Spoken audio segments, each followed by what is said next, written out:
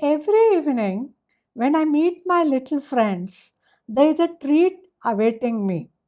The Paani Puri, the snack that they are never tired of preparing it for me and ensuring that they enjoy making it. When they see me approaching them, they come running to hug me. Their hug itself is a Pani Puri for me. I feel like telling them. But they're too small to understand my literary expression. If I see them after a gap of 2 or 3 days, the moment whosoever notices me goes running to announce my arrival. I then compliment each of them on their dress, haircut, and whatever I notice new. The smile on their faces delights me. I'm particularly close to Ayansh, who looks forward to pouring his heart out to me. Dadi, scored Charu. She spoiled my cycle. Because of her, I got a beating from my daddy. Leena's eternal complaint is how Ravina Didi, Ayansh's guest, goes to eat Pani Puri to a street vendor standing just outside their colony without taking any one of them. How do you know that she ate there? I asked her. She then took me to a spot from where one could see the vendor standing with his Pani Puri stand. Sometimes they have complaints against their own parents. Ayash grumbles that his parents do not send him for a tuition. He is in the junior KG class. I then give them a pep talk covering all their issues and even threaten to walk away, never to return to talk to them if they indulge in such fights with each other.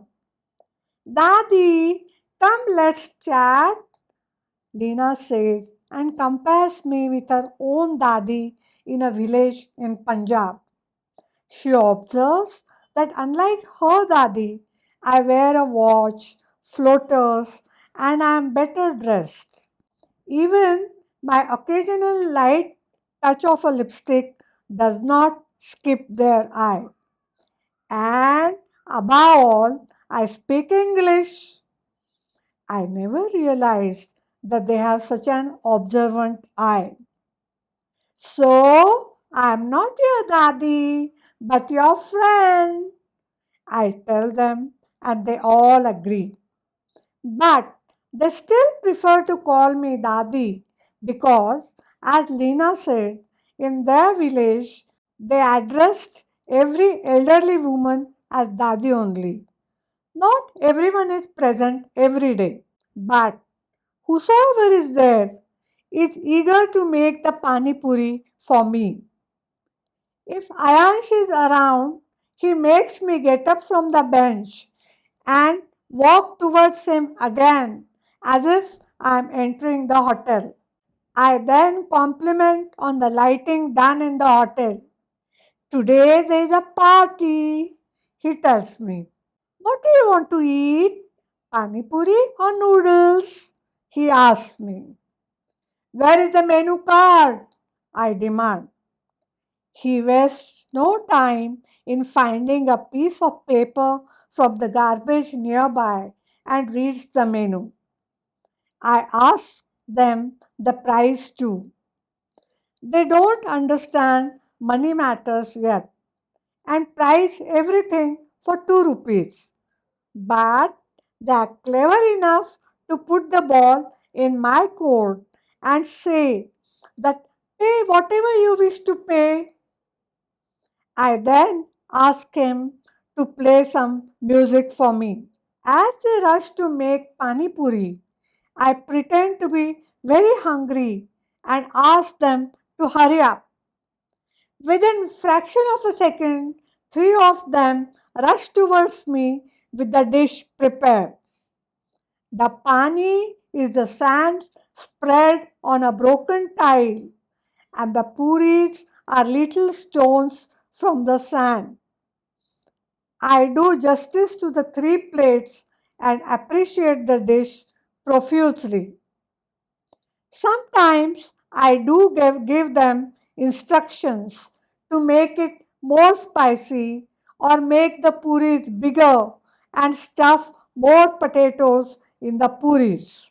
They always follow my instructions with no questions asked. Sometimes I order an ice cream and all of them bring different flavors. Once Ayansh brought a broken ball pen as the cone ice cream. It was the most delicious ice cream I had ever eaten. The moment I finish my dish, promptly comes the bill. I always pretend to have forgotten my purse at home. I have no dearth of excuses for not paying them.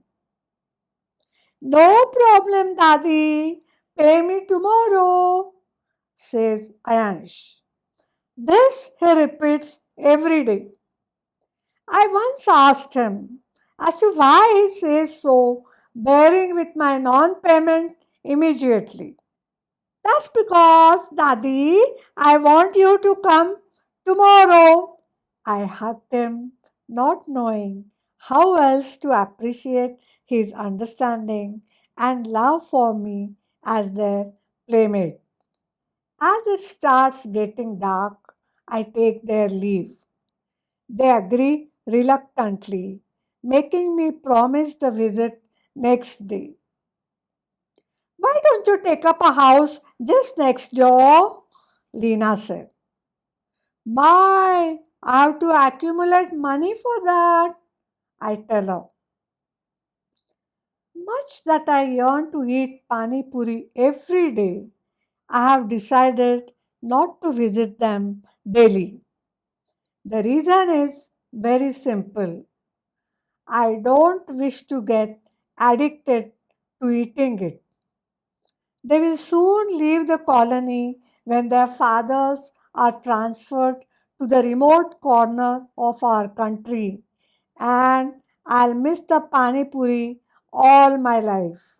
For if I ever meet them again, they would perhaps not recognize me and would have forgotten all about the dish itself.